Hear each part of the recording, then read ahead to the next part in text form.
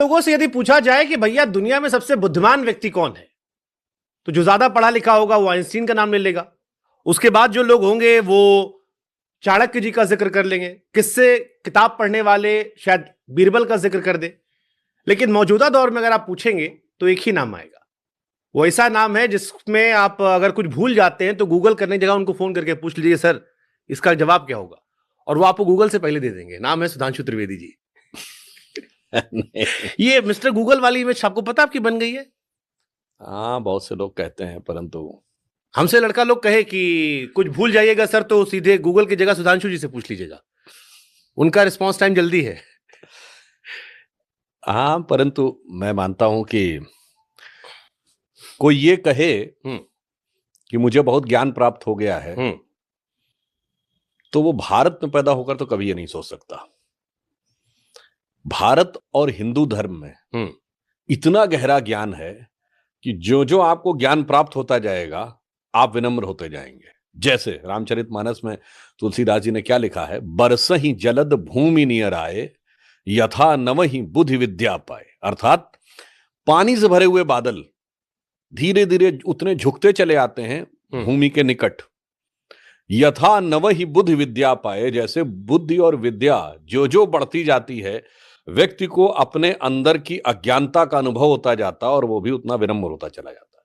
वैसे on the lighter note में इसमें एक और बात बोलूं जी, इस चौपाई में शब्द है बरसहि जलद भूमि नियर आए। नियर का अर्थ है नजदीक। ये अंग्रेजी का नियर ओरिजिनली यहां से आया है। आपको ये तो नहीं कह सकता ना कि तुलसीदास अंग्रेजी पढ़े होंगे इसलिए नियर आए आया है। इसीलिए मैं कह रहा हूं बहुत सी ऐसी चीजें हैं। हाँ, जैसे एग्जाम्पल के लिए बंकर शब्द है। अब लोग सोचते हैं बंकर तो अंग्रेजी का शब्द है और यूरोप का शब्द। नहीं साहब, दुर्ग जो बहुत ही मजबूत होता है उसके लिए बंक शब्द संस्कृत में आता है। और देखिए सुंदरकांड में लिखा है कि जब हनुमान जी लंका जला के आते हैं तो क्या कहते हैं, कहु कपि केहि विधि पालित लंका, केहि विधि दह्यो दुर्ग अति बंका।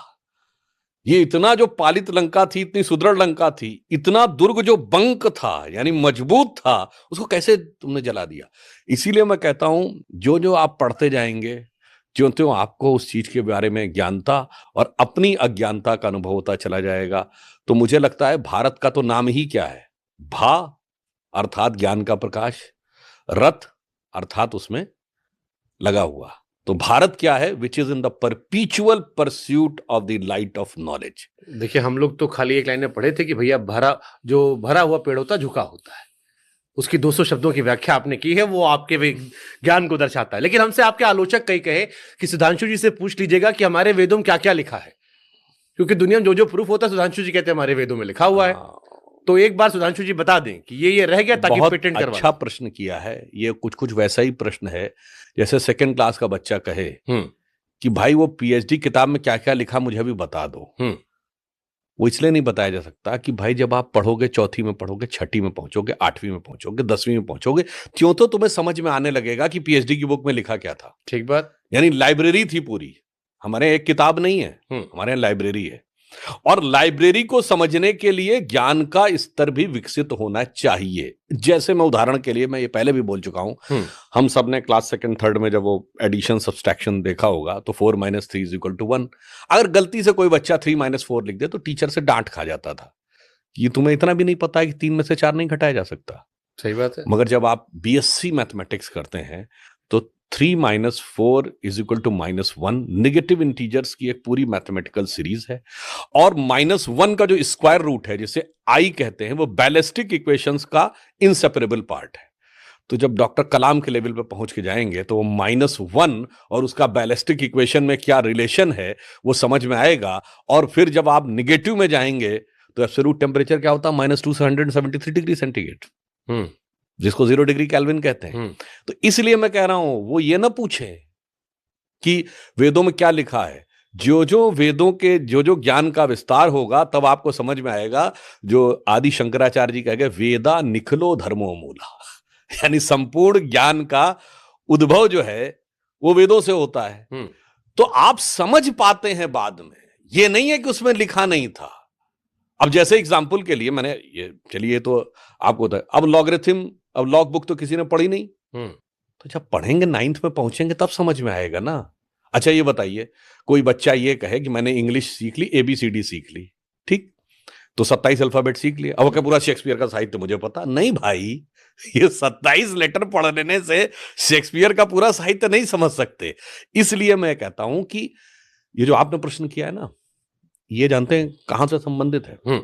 माननीय प्रधानमंत्री जी ने जो कहा है कि ये जो अमृत काल है, इस अमृत काल में उन्होंने 5 प्रण कहे। उसमें एक है भारत को विकसित राष्ट्र बनाना है, दूसरा है गुलामी की मानसिकता के हर प्रभाव से अपने को मुक्त करना है। काल में जो विष है ना कि गुलामी की मानसिकता के प्रभाव से अपने को मुक्त करना, जैसे मैं उदाहरण दे रहा हूं, महाकुंभ चल रहा है, समाप्ति की तरफ है। महाकुंभ बृहस्पति ग्रह के रोटेशन पे होता है 12 साल के बाद।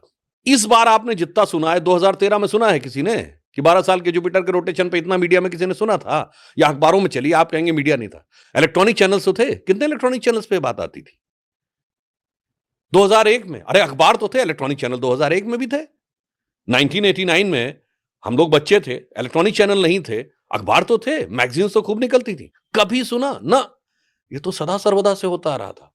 परंतु अब जो जो वो अज्ञान का पर्दा हट रहा है, त्यों तो समझ में आ रहा। ऐसा नहीं कि कुंभ के होने के आयोजन की प्रक्रिया में कोई परिवर्तन आ गया, हमारे समझने की प्रक्रिया में परिवर्तन आया है, यह समझने की। बट जैसे कुंभ का जिक्र आपने कर दिया, अब आपके आलोचक इस पे भी कहते हैं कि 144 साल वाला तो हर बार आता है, पिछली बार भी जब हुआ था तब भी 144 कह दिया गया था, इसका कोई प्रमाण नहीं है। ये अखिलेश जी से लेकर तमाम लोग लगातार आरोप लगा रहे हैं। देखिए, एक बात तो मैं ये कहूंगा, ये वही लोग हैं जो हर चीज में हिंदू धर्म और सनातन धर्म की आलोचना करते रहते हैं। इसका कोई प्रूफ है 144 साल का? देखिए, बहुत सिंपल सी बात है, 12 साल में एक बार होता है। वैसे वो 72वें के बाद 83वें वर्ष में आता है। जुपिटर की साइकिल 12 साल की है, तो 12 साल की साइकिल के बाद यदि जो वो 12 साइकिल पूरी करेगा तो 144 ईयर्स होंगे। अभी जानते हैं क्यों लोगों को नहीं समझ में आता? लोगों के अंदर क्या हो गया है कि वेस्टर्न इन्फ्लुएंस ऑफ नॉलेज की जड़ता इतनी ज्यादा है।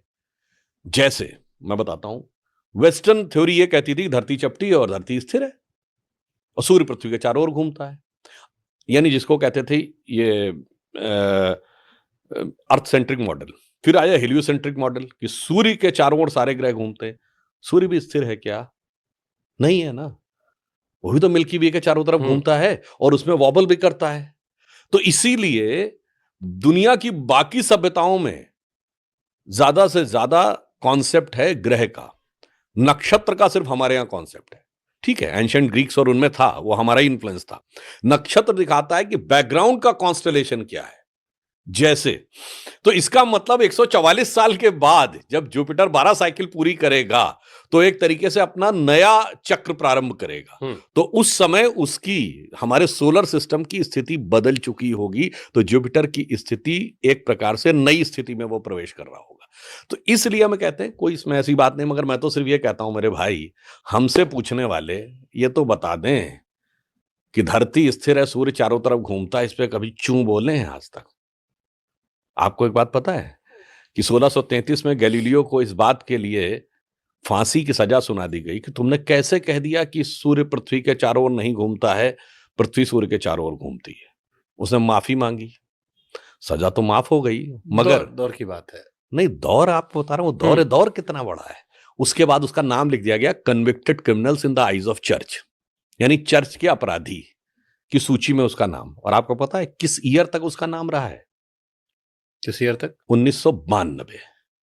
1992 पोप जॉन पॉल II ने उसका नाम हटवाया, यानी जब मनुष्य अंतरिक्ष में पहुंच गया 1957, जब आदमी चांद पे पहुंच गया, मतलब पहला सैटेलाइट 57 में स्पुतनिक पहुंच गया, 61 में यूरी गैगरिन स्पेस पे पहुंच गए, 69 में आदमी चांद पे पहुंच गया, सैटेलाइट्स पहुंच गए, फिर भी उसका नाम convicted criminals in the eyes of church में था। चूं नहीं बोलता कोई। सारे ज्ञानदेव पाणे जो हमसे सवाल पूछते हैं वो वहां पे एकदम चुप्पी साध के बैठ जाते हैं। ये गुलामी की मानसिकता का विष है जो हमारी पीढ़ियों दर पीढ़ी हमारे दिमागों में भरा हुआ है, उसको निकालने की आवश्यकता है। और हमारा जो था सब कुछ सच होता जा रहा है। अब एग्जाम्पल के लिए कुंभ हो रहा है, तो क्या हम लोग, हमारी जनरेशन के जो लोग थे, जो 80 के दशक में बच्चे थे, क्या पढ़ाया जाता था तब तक कि Kumbh is on the, Prayag is on the confluence of Ganga Jamuna and the mythical Saraswati, Ganga Jamuna और काल्पनिक सरस्वती। आखिर में क्या हुआ, लेट 80s में नासा की सैटेलाइट पिक्चर में सरस्वती नदी का ट्रैक दिखा। अब जो जियोलॉजिकल डाटा आया है वो ये भी बता रहा है, अब तो सारे सिमुलेशंस वगैरह भी आने लगे, और चिंता मत करिए, एआई आने के बाद सब सिमुलेशन बहुत आसान हो जाएंगे। अब उसमें यह भी बताया गया है कि सरस्वती नदी आज से तकरीबन 5000 साल पहले सूखी थी, यानी एग्जैक्टली वही जो महाभारत का काल है या कलयुग का प्रारंभ का समय माना जाता है। तो ज्यों ज्यों साइंस ऊपर बढ़ रही है, त्यों त्यों वो सारी की सारी चीजें सत्य होती जा रही हैं। मगर कुछ लोग ऐसे हैं जिनके लिए हम ये कह सकते हैं, उनके प्रति संवेदना व्यक्त करते हुए और उनसे यह अपील करते हुए कि अपने मन के ऊपर से वो हटाइए, जिसे कहते हैं ना, तोरी गठरी में लागा चोर मुसाफिर मन की आंखें खोल। उनके लिए मैं कहना चाहूंगा, अपने वतन पर सदियों तक है रही हुकूमत गैरों की, लेकिन कुछ चेहरों पर अब तक धूल है उनके पैरों की।